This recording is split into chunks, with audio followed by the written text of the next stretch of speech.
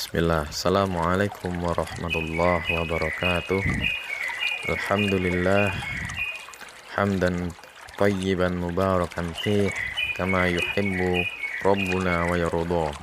Ashhadu an la ilaha illallah wahdahu la syarikalah wa ashhadu anna Muhammadan abduhu wa rasuluh. Allahumma salli wa sallim wa barik ala nabiyyina Muhammadin wa ala alihi wa sahbihi wa sallaman taslima katsira amma ba'd. Ikhfafillah, jamaah tunanetra Indonesia Mengaji yang senantiasa dirahmati oleh Allah Subhanahu wa taala. Marilah kita panjatkan puji syukur kehadirat Allah Subhanahu wa taala atas diberikannya iman kita, atas diberikan kesempatan kita untuk selalu beramal kebaikan untuk bekal kita menuju menghadap Allah Subhanahu wa taala. Ini sungguh nikmat tak terhingga, karena nikmat-nikmat ini tentu tidak kita dapat kecuali dari Allah Subhanahu wa taala. Maka tentunya kita senantiasa selalu bersyukur kepada Allah Subhanahu wa taala dan selalu menggunakan nikmat ini untuk beribadah kepada Allah Subhanahu wa taala. Salawat serta salam marilah semudah-mudahan Allah curah limpahkan kepada junjungan kita, Nabi kita Muhammad sallallahu alaihi wasallam beserta para keluarganya, para sahabatnya, dan para pengikutnya yang setia, yang selalu mengamalkan sunnah-sunnah beliau, yang selalu menjaga sunnah-sunnahnya sampai hari kiamat nanti. Ikhfafillah, azani Allah wa iyyakum. Pada kesempatan pagi hari ini di Fajar Ramadan, di edisi Fajar Ramadan, tema kita adalah hal-hal yang mengurangi pahala puasa. Ahibati fillah, sahabat tunanetra Indonesia Mengaji, tentu kita tahu bahwa puasa ini adalah ibadah yang spesial, yang lain daripada ibadah-ibadah yang lain. Karena jika kita melaksanakan sholat, kemudian membayar zakat, ibadah haji, dan ibadah-ibadah yang lainnya, tentu pahalanya berbeda dengan pahala puasa. Karena Allah Subhanahu wa taala berfirman di dalam hadis qudsi, ya, puasa itu untukku dan aku yang akan membalasnya. Ya, tentunya jika ibadah-ibadah yang lain pahalanya kadarnya 1 sampai 10. Namun puasa ini pahalanya tak terbatas karena Allah Subhanahu wa taala sendiri yang membalasnya. Ikhwafillah rahimani wa rahimakumullah. Namun ya, pahala puasa yang banyak itu, yang tak terbatas itu, tak terhingga, itu bisa berkurang, bahkan bisa hilang hanya lapar dan haus yang kita dapat apabila kita tidak meninggalkan hal-hal yang mengurangi pahala puasa, ya. Apabila kita tidak menghindari hal-hal yang membatalkan puasa, yang mengurangi pahala puasa. Jika hal-hal yang membatalkan puasa kita sudah tahu, ya, makan, minum, kemudian berhubungan suami istri, jelas itu membatalkan puasa. Namun kadangkala kita terlupa, kita luput akan hal-hal yang mengurangi pahala puasa. Puasanya sah. Dari fajar sampai maghrib dia berpuasa, tidak makan, tidak minum, tidak berhubungan suami istri, puasanya sah. Namun Akan tetapi nilai pahala yang dia dapatkan tentunya berkurang atau bahkan hilang jika dia tidak memahami apa yang harus dia tinggalkan selama dia berpuasa.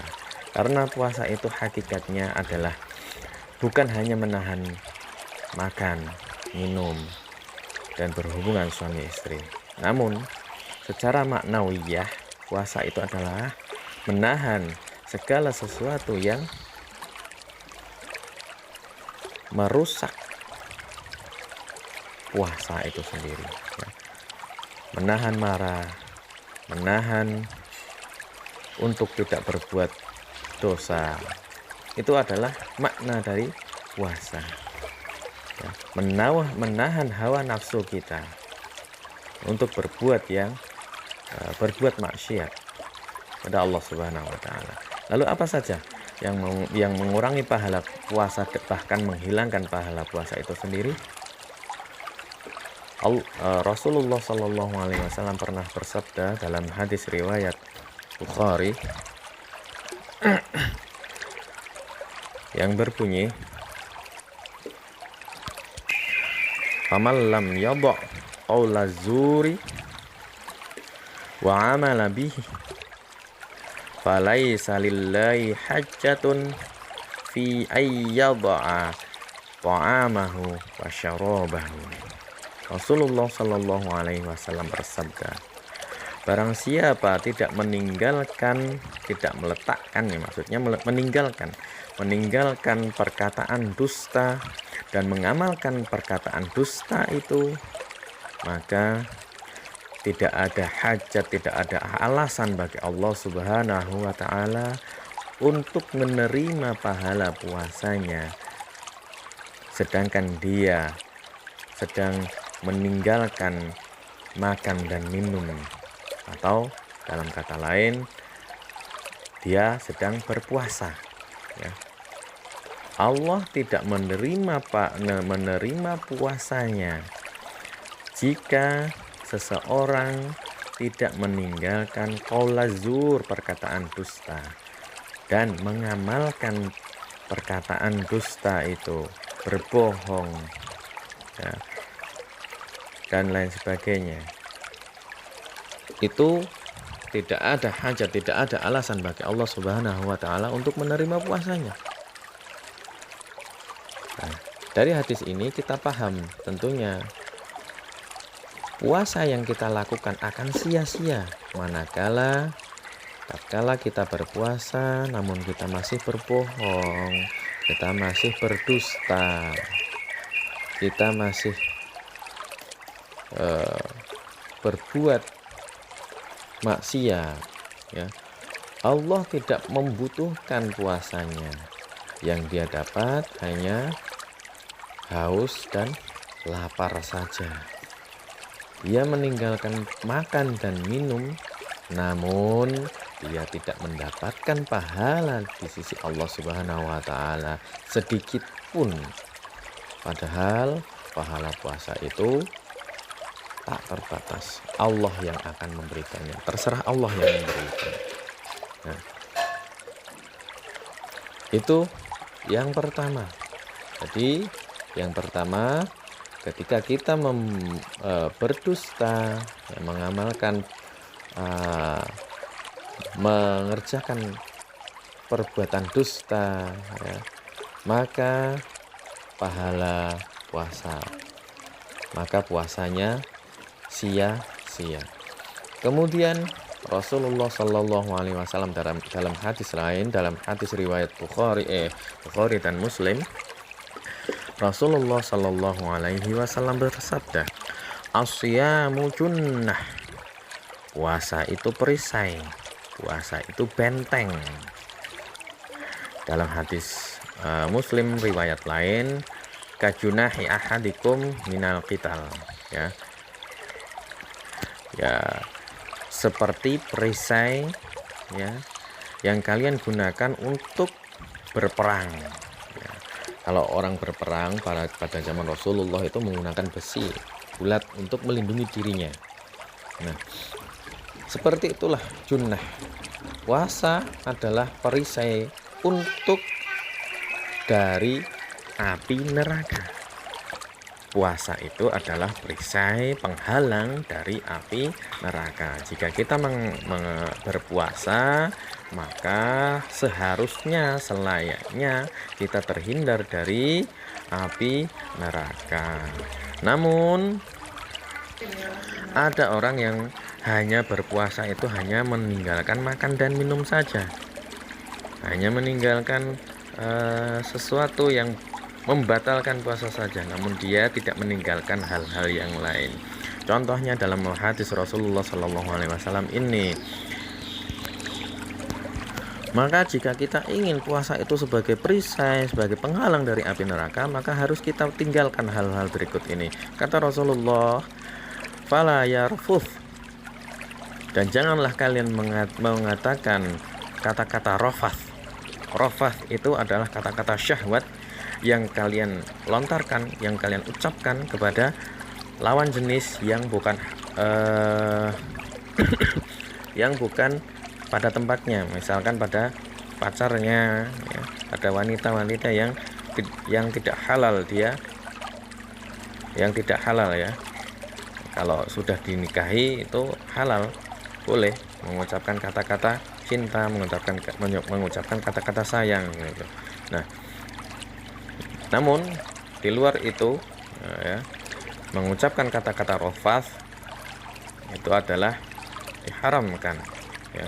Maka kalian tinggalkan, fala yarfath wala yabsuq, dan janganlah kalian berbuat dosa. Jangan dia berbuat kejahatan apapun, wala yabsuq, kemudian wala yajhal, dan janganlah dia berbuat yang sia-sia, jangan dia berbuat bodoh, artinya menyia-nyiakan waktu ya. Puasa bulan Ramadan itu adalah bulan untuk beribadah, bukan bulan untuk bermalas-malasan. Ada orang ya berpuasa, namun dia kerjaannya hanya tidur saja dari pagi sampai sore, bangun hanya sholat ya. Bangun sholat, kemudian dia tidur lagi. Nah, bangunnya ketika dia berbuka. Nah, ini orang yang malas. Puasa itu bukan alasan untuk tidak bekerja. Puasa itu bukan alasan untuk bermalas-malasan. Bahkan puasa itu adalah ladang kita untuk mencari pahala selain pahala berpuasa ya, membaca Al-Qur'an. Kalau di hari-hari lain ya, pahala puasa itu ya berbeda dengan pahala ketika kita di dalam bulan Ramadan di dalam bulan Ramadan kita membaca Al-Qur'an, karena pahala itu akan dilipat gandakan ya.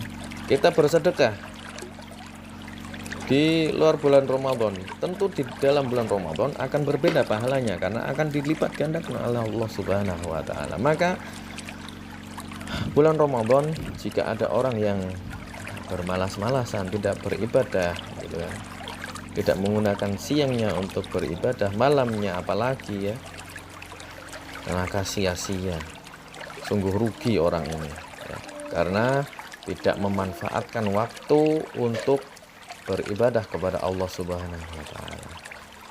Jika di dalam bulan Ramadan saja kita malas-malasan untuk beribadah, lalu bagaimana di dalam bulan-bulan yang lainnya, di 11 bulan yang lainnya? Jika kita di dalam bulan Ramadan malas membaca Al-Qur'an, lalu kapan kita mau membaca Al-Qur'an? Tentu kita di dalam bulan-bulan lainnya selain bulan Ramadan pasti tidak membaca Al-Qur'an, karena bulan Ramadan saja tidak pernah membaca Al-Qur'an. Jika kita tidak pernah bersedekah di bulan Ramadan, maka kapan kita mau sedekah di bulan-bulan yang lainnya? Maka sungguh rugi orang yang berhadir di bulan Ramadan, namun dia hanya bermalas-malasan gitu. Masya Allah, kapan kita mau baik? Sedangkan di dalam bulan Ramadan saja kita tidak pernah baik, tidak bisa baik. Lalu di 11 bulan yang lainnya kita mau berbuat baik apa? Jadi inilah ya, bulan Ramadan kita jadikan bulan penuh beribadah ya. Pagi, siang, malam ya. Kita jadikan untuk beribadah kepada Allah Subhanahu wa taala. Nah, itulah tadi 2 hadis yang sebenarnya banyak sekali yang membatalkan pahala puasa, yang mengurangi pahala puasa, bahkan menghilangkan pahala puasa itu sendiri. Puasanya sah, sekali lagi puasanya sah ya. Namun dia tidak mendapatkan pahala puasa jika dia tidak meninggalkan hal-hal yang saya sebutkan tadi, sebagaimana yang disabdakan oleh Nabi Muhammad SAW tadi. Mudah-mudahan kita diberikan taufik oleh Allah Subhanahu wa taala untuk senantiasa beribadah kepada Allah Subhanahu wa taala di bulan Ramadan ini, karena bulan Ramadan adalah syahrul ibadah. Kapan lagi kita mau beribadah kalau tidak di bulan Ramadan ya. Nah, mari kita meminta kepada Allah Subhanahu wa taala untuk dimampukan, untuk diberikan hidayah, diberikan taufik oleh Allah Subhanahu wa taala untuk beribadah di bulan Ramadan ini. Mudah-mudahan bermanfaat. Aqulu qouli hada wastaghfirullah li wa lakum min dzambihi wal khati'ah min dzambin wa khati'ah. Astaghfiruhu innahu huwal ghafurur rahim. Assalamualaikum warahmatullahi wabarakatuh.